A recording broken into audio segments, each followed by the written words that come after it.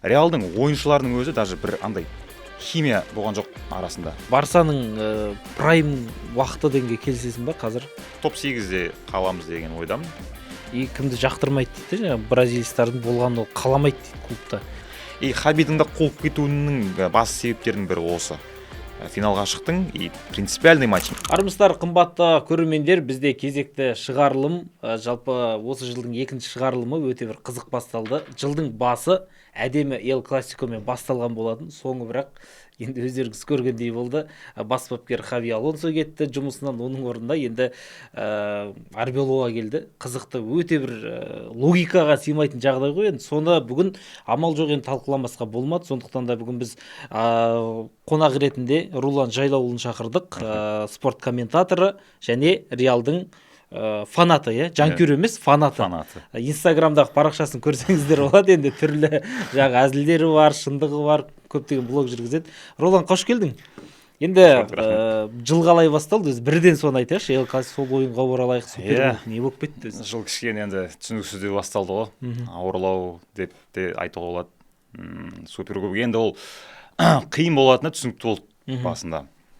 Атлетико жалпы негізі Реалдың всегда жолы ауыр ғой сондай. Болған кезде всегда қиын команда түседі. Атлетико келді, енді Атлетикодан бір неміз бар, травмамыз бар. 5-2 деген соны бір қайтару керек болды. Андай ғой, бір мотивациямен шықты. Қайтару керек, өйту керек деген сияқты. Атлетикодан алып алдық өзіміздікін, бірақ Барсаға келген кезде енді болмай қалды. Мүмкін өткен жол Барсаға жеңілу керек пе? Мүмкін, бумеранг па? Жақсы ойнайтын бет деген сияқты. Болмай қалды енді Барселонамен. Финал басталмай тұрып болжам қандай болып еді сенде? Мысалға Атлетико енді көрдің әдемі, жеңіл ойнап шықты ғой, былайша айтқанда. Сондай бір үміт болған жоқ па финалда бір? Барсаның енді по-любому қарқыны мықты болды. Андай ғой, қанша жерден Реалдың жанкүйері боласың, там жүрегің қалап тұрады, бірақ іштей білініп тұрады, енді деңгей бәрі жоғары. Қазіргі Реалдағы жағдайға тоже қарай. Енді сол манағы имеется в виду махаббатпен бәрін қосқан кезде где-то бір 2-1 жеңеді-ау деп ойладым мен. Қиын болады, но жеңсе жақсы болар еді дедім, бірақ көріп тұрғандарыңызды енді. Сол ойында енді сенде ел қатар ашуландың ба? Мбаппені 76-шы минутта шығарған кезде көбісі жоқ, ашуланған жоқ. Мен қатыспайтынын да білдім. Мен негізі оның келгеніне де қуандым. Басында ол полуфиналға қатысқан жоқ, но финалға шыққаннан кейін онда ойладым енді. Но изначально білдім, то, что басында Гонсало шығады, скорее всего, но екінші таймның басында шығатын болар дедім Мбаппе. Но 76-шы ма?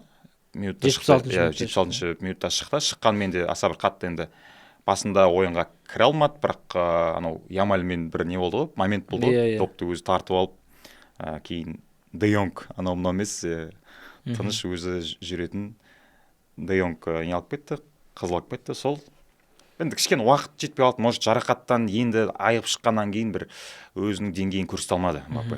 Бірақ енді бірінші таймның соңы масқара болды енді. Масқара болды, иә. Минутта 2 гол соғылды ма, немесе деп жүрді. Соған дейін бір андай кішкене қызықсыз болады. Иә, бір шайқап жіберді. Енді бұл ойында ең жаңағы қорғаушылар екен ғой, ең төмен 5 деген баға алған ғой, 5 қызыл жанып тұр ғой, полный қызыл жанып тұр. Жаңа Хейсеннен басқасы, оның өзі 6-1 деген ұпай. Бұл жерде енді кімнің кінәсі? Бұл жерде ойынды талқылайық. Сол ойында өзің жанкүйер ретінде кімді кінәлаймыз? Хабиді ме, әлде ойыншылар?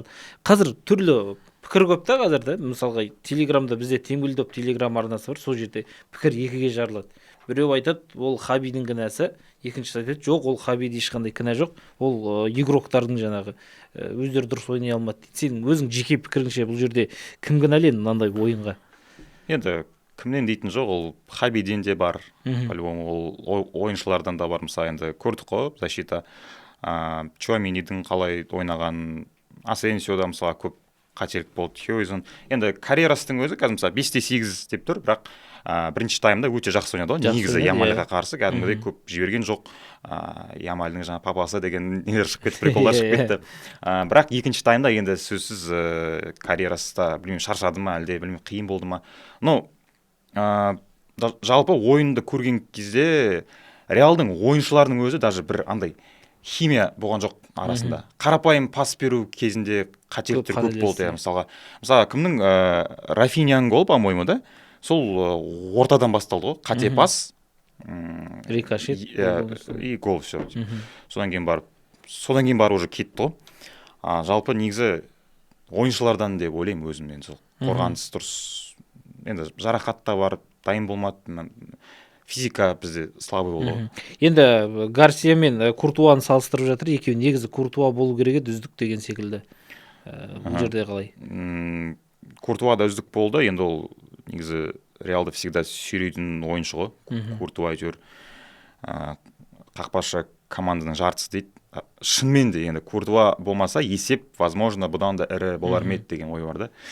Куртуа болғасын кішкене 3-2 болды. Бірақ енді Гарсияның де еңбегі бар, онда жоққа шығаруға болмайды. Реал Мадридтің в основном соңғы минуттарда мана Чуаменидің баспен соққаны бар, Карьерастың сол бір соңғы соққысы бар секундтарда. Одан кейін енді бірінші таймның өзінде Гонсало соққы жасады, Винисиустың бір-екі моменттері болды деген сияқты.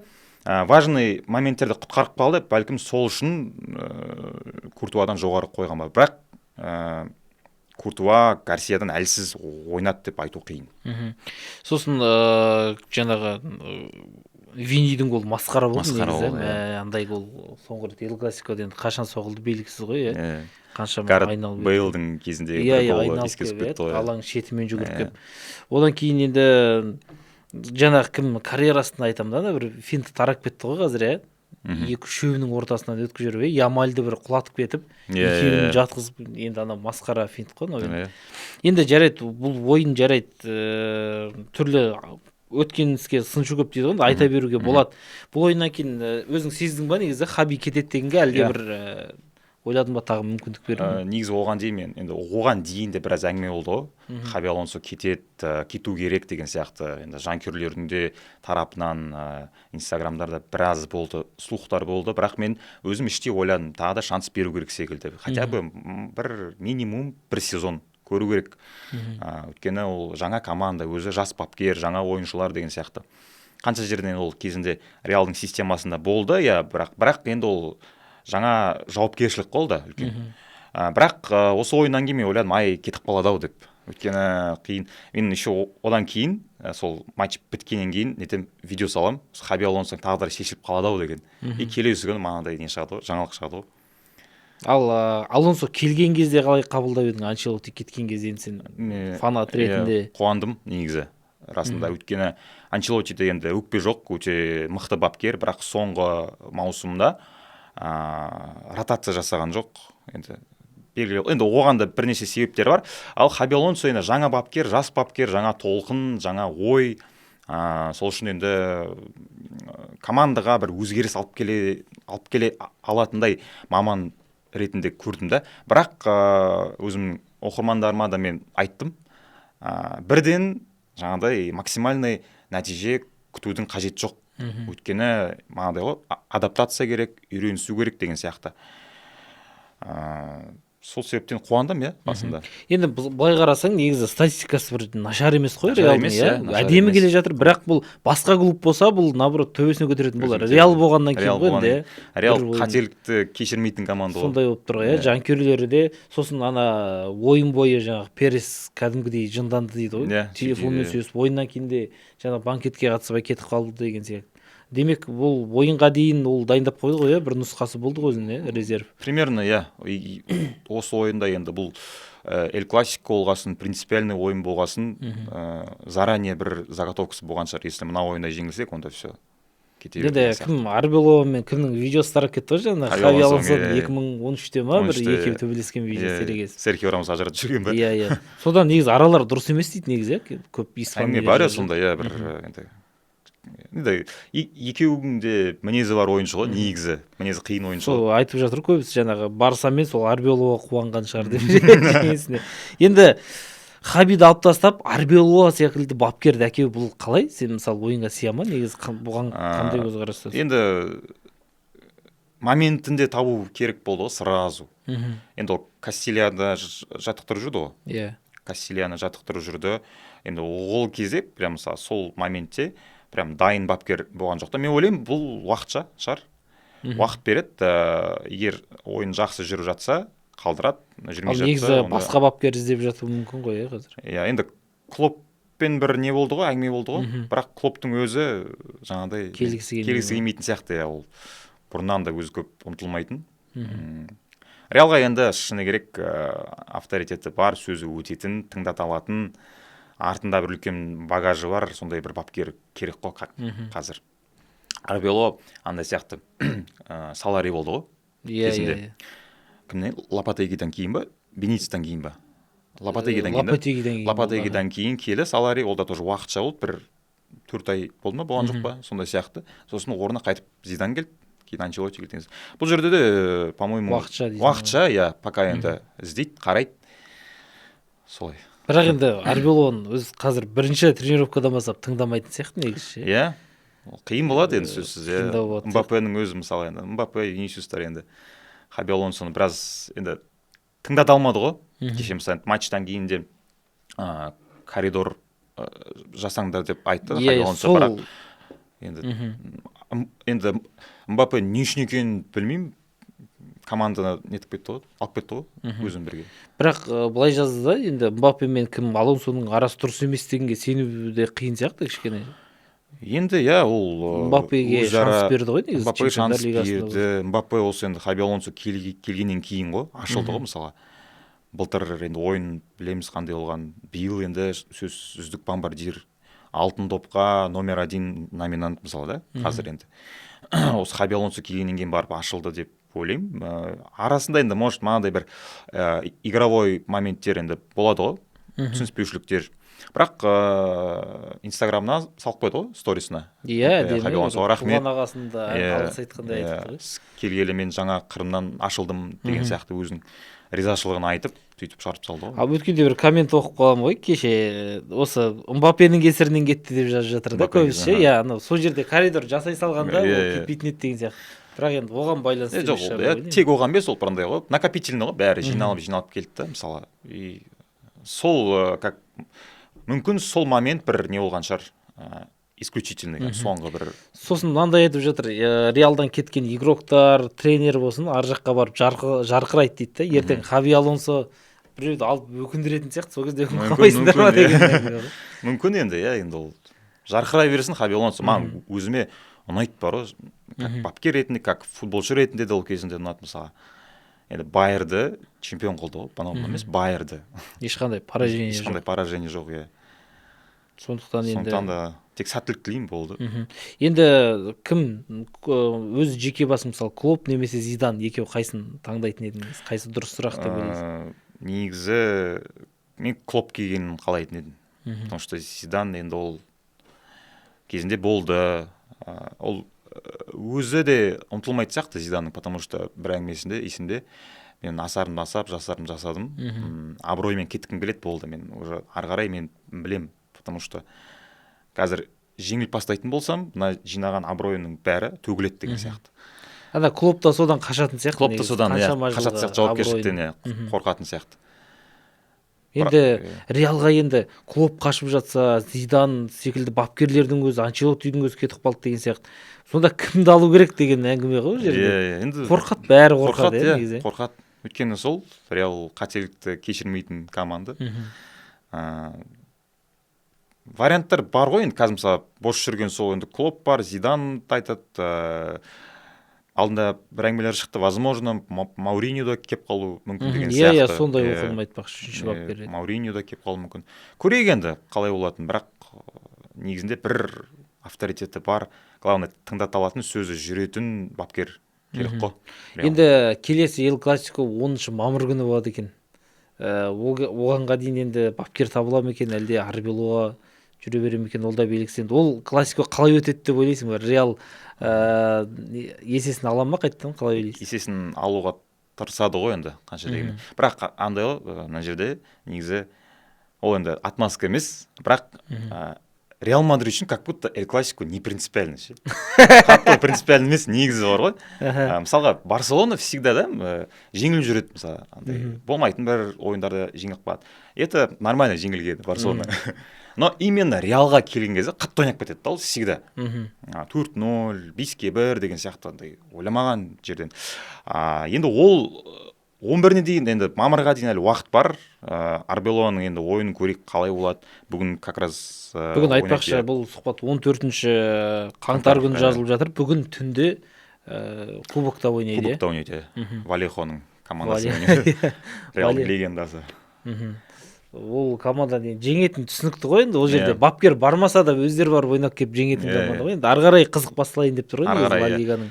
Монакомен ойнайды Лига чемпионов, Левантемен ойнайды Ла Лигада. Осы енді ойындарда көрініп бастайды ғой жалпы. Вильяреал тұр екен ғой. Вильяреал оңай емес енді. Қазір 4-ші орында келе жатқан команда ғой енді. 3-ші орында келе жатыр. Атлетиконы артқа тастап. Сол кезде мүмкін шешіліп қалатын шығар. Сол кезде шешіліп қалады. Самый енді бір басты матч сол болатын шығар мүмкін. Енді ол финалдан кейін біраз жаңағы сөз естідің ғой, біраз достарыңнан комментарий көріп шықтым. Бір қиындау. Жаңағы не деп ақталсың сондай кездерде? 15 елші бар деп па? Жоқ, ақталғанда жоқ, енді сен мысалы фанатсың ғой, сен де мысалы ашуланып тұрғанда адам бірден ақталып іздейді ғой, негізі қанша жерден сен жаңағы енді көп қой, мен өзім салғам топ-5 отмазка Реал Мадридтің. Оның бастысы сол енді ойыншылардың кішкене несі, физикасының әлсіздігі. Солдың салдарынан жарақат болды, соның салдарынан ойыншыларды біраз жоғалтып алдық. Біреу келсе, біреу кетеді деген сияқты.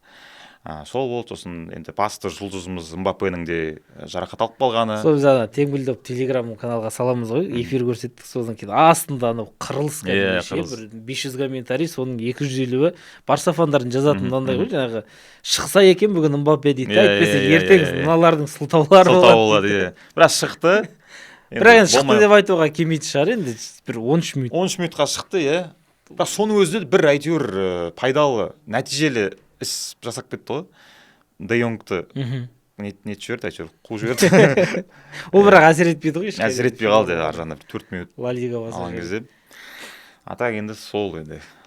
Ақталғанында мен сразу ол кезде айттым, мойындаймын дедім, болды, мойындаймын. Ал өткен жолы Барсаны жеңген кезде ол кезде оның алдындағы 4 классиканың бәрін ақысын қайтардық қой, жотам деп. 2-1. Негізі енді фанат болғаннан кейін армандай бересің ғой, қиялдай бересің. Ақырындап сол 2-1 қылып жеңдік бірінші классика, осы суперкубокты жеңе алсақ, кейін кубокта кездесіп тағы жеңе алсақ, екінші классиканы тағы өткен жылдағы нені қайтарсақ деген бір не болды да. Но енді болмай қалды енді. Енді Барсаның прайм уақыты денге келсесің ба қазір? Керемет бір шарықтау жеңеді. Енді прайм емес шығар енді. Но бірақ реалист болып қарайтын болсаң, қазір Барсаның қарқыны өте жақсы, өте мықты. Бапкер де сай келіп тұр, ойыншылар да сай келіп тұр. Кешен мысалы Рафиняның ойынын көрдік қандай екен. Ямаль да өте жақсы ойнады. Левандовский гол салып кетті деген сияқты.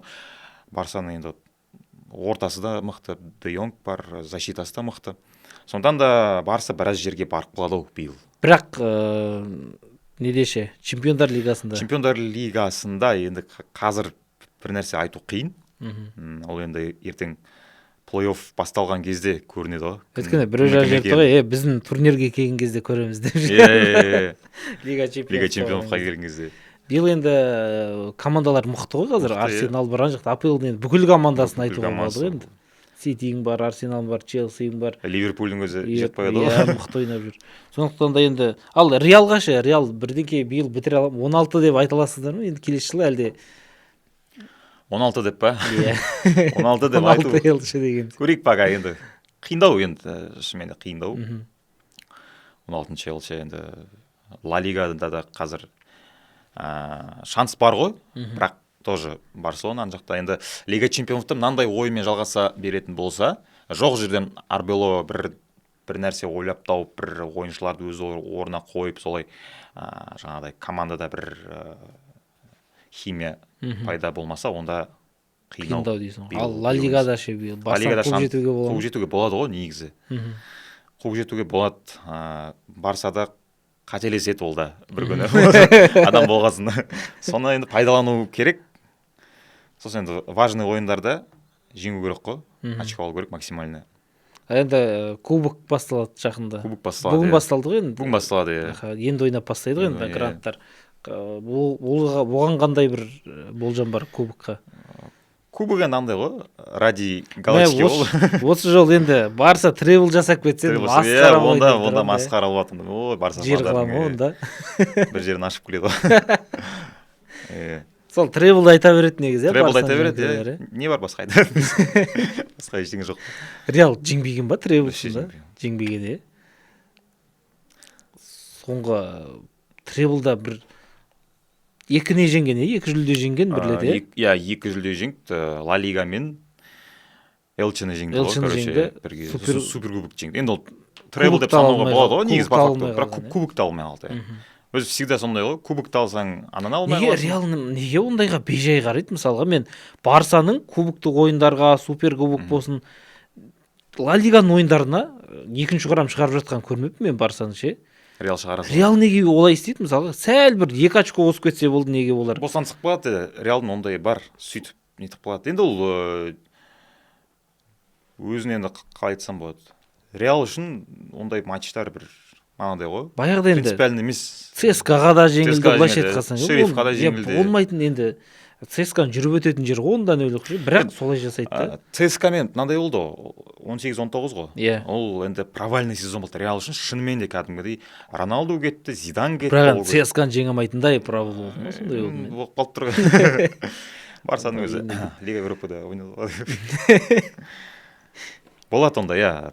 Жай командаларға, мысалға биылдың өзінде де Реал Мадрид жақсы енді келе жатты ғой. Жақсы келе жатты, бірақ жоқ жерде мысалы Райо Валлеканомен неше ойнап қалды, Элчемен неше ойнап қалды, Сельтаға жеңіп қалды деген сияқты. Сондай бір болмайтын ой ұтады-ау деген ойындардан жеңіліп сөйтіп құртып алады да.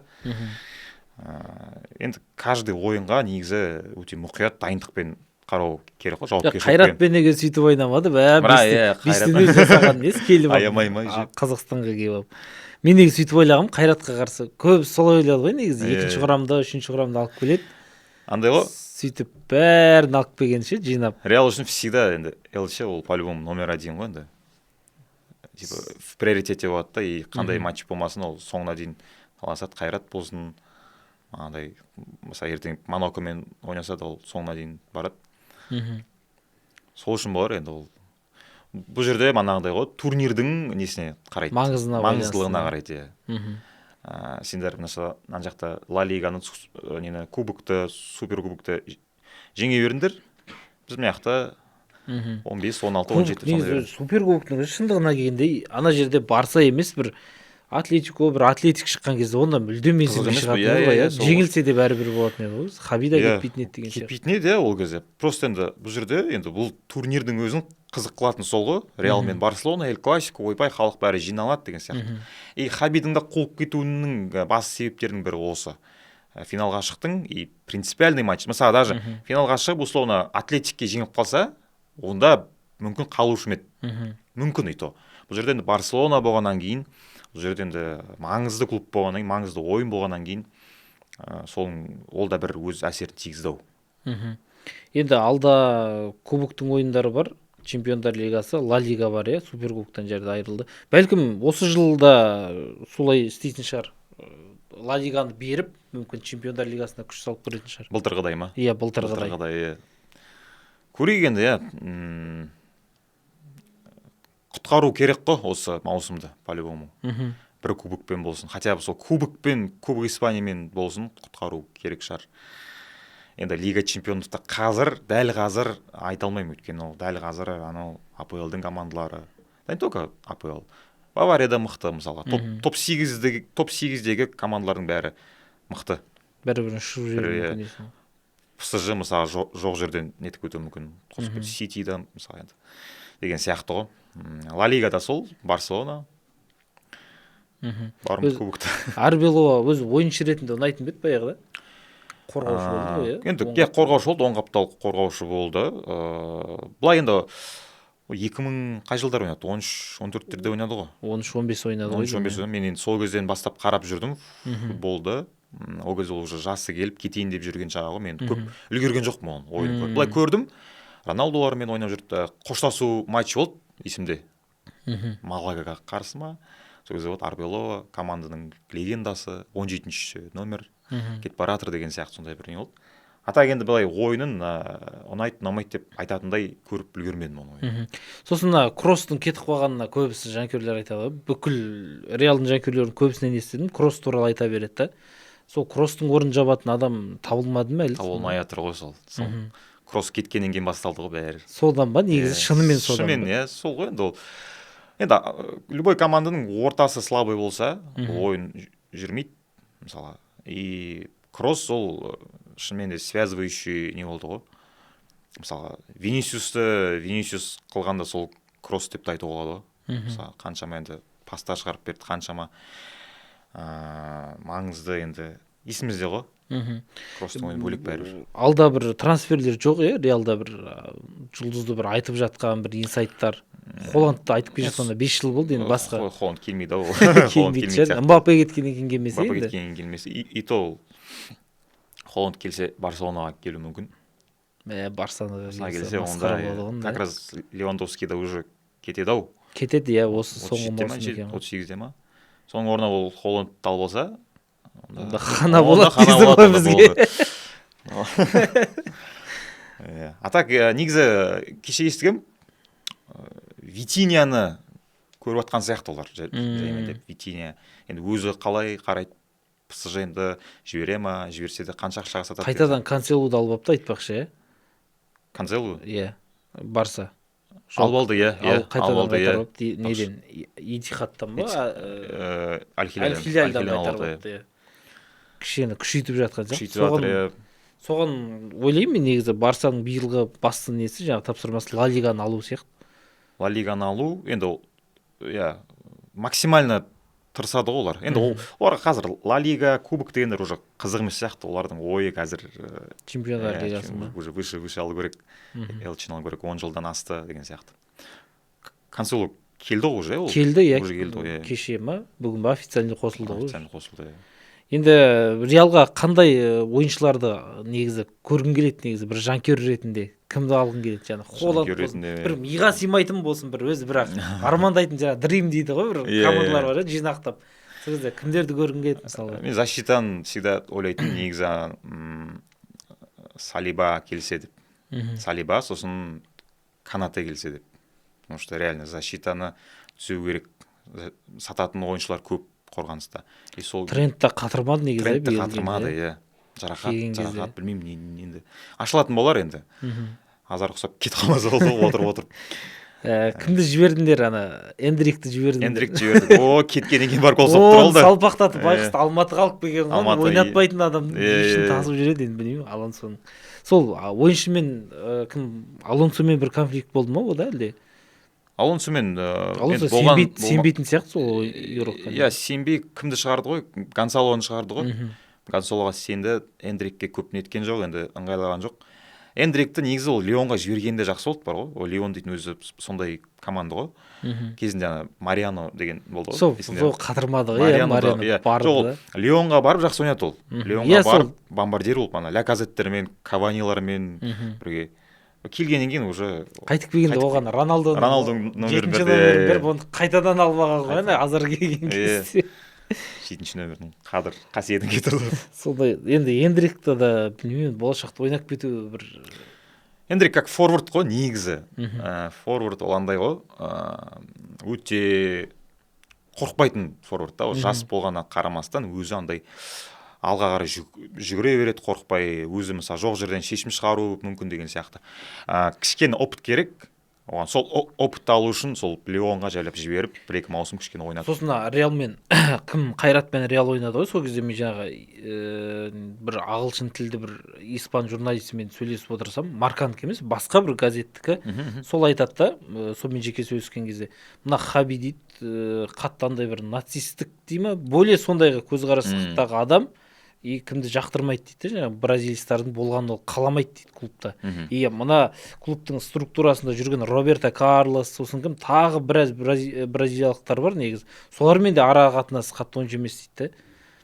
Сондай, мен рас па деп қалдым соның сөзі ше. Былай қарасаң енді сол кезде Винисиусты да бір қатты реніші бар енді көрдік қой. Винисиус қана шығар бір қоштасу несін жазбаған, сториста салмады ғой. Винисиустың Эндрик бар өзімен өзі, сосын Родриго соңғы сәттерде ғана шығып жүр ғой енді. Содан ойлап қалдым, рас па деп. Енді ол жағын білмеймін, бұл енді бірақ нацистік не болса, ол мысалға Родригоны да шығармайды ғой, мысалға. Деп ойлаймын енді ол. Родриго мысалы оған дейін шыққан жоқ қой. Енді шыны керек, Анчелоттидің кезінде көп ойнаған жоқ. Осы Алонсо келе-келе кішкене ашылып қазір. Енді более-менее бірақ енді тоже.